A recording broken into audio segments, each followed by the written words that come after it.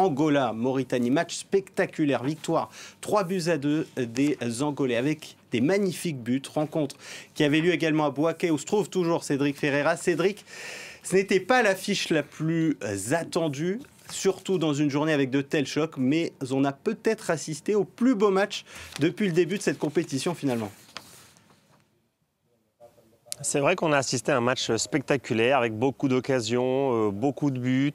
Et pourtant, sur le papier, il faut parler franchement, ce n'était pas l'affiche la plus clinquante de ce premier tour. D'ailleurs, les tribunes du stade de Bouaké se sont quelque peu dégarnies puisque ce match suivait celui de l'Algérie et du Burkina Faso. Mais ceux qui sont restés, comme nous, ont pu donc profiter d'un beau spectacle. Évidemment, ce n'était pas d'un grand niveau technique. Il y avait parfois beaucoup de maladresse, des défenses laxistes. Mais en contrepartie, il y a eu des beaux buts.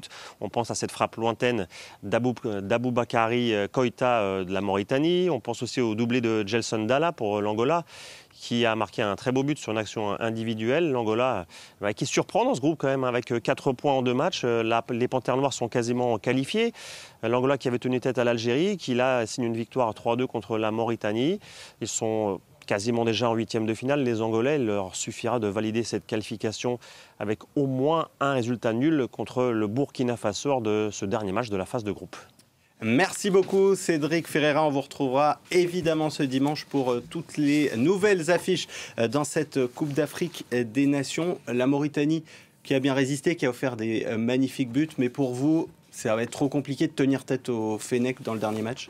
Oui, ça va être compliqué. La Mauritanie a fait preuve de grosse naïveté, parce que c'est vrai qu'il y a eu des buts, mais quelle naïveté quand même sur le premier, le deuxième but, où il arrive plein centre, plein axe, il n'est jamais attaqué. C'est vrai qu'il y a quand même de grosses lacunes. Après, c'est une équipe qui a fait preuve de détermination, mais ce sera trop juste pour gêner une équipe algérienne beaucoup plus forte. Après, il faut rappeler que Amir Abdou, avec les Comores, il avait réussi à se qualifier pour les 8e de finale à la dernière canne. Et d'ailleurs, tout le peuple mauritanien espère qu'il réédite cette performance. Parce que, bon, il a là un peu le secret. Maintenant, c'est vrai, contre l'Algérie, ça va être compliqué. Il a quand même changé dans son équipe, ce qui prouve que petit à petit, la Mauritanie est en train d'élargir son effectif, son réservoir de joueurs. C'est un pays qui partait avec un tout petit réservoir. Et là, c'est de toute façon en forgeant qu'on devient forgeron. Donc c'est en se confrontant à l'élite continentale que la Mauritanie va continuer à progresser. Il court toujours après cette première victoire en Coupe d'Afrique, en phase finale de Coupe d'Afrique. Mais c'est un pays, il y a 10 ans, qui n'existait pas sur la carte du football. Donc le fait qu'il soit en phase finale pour la 3e fois d'affilée, c'est déjà extraordinaire. Voilà, donc il faut voir le bon côté des choses. Effectivement, il n'y a toujours pas cette victoire, mais il y a cette présence qui s'inscrit sur un travail à moyen terme.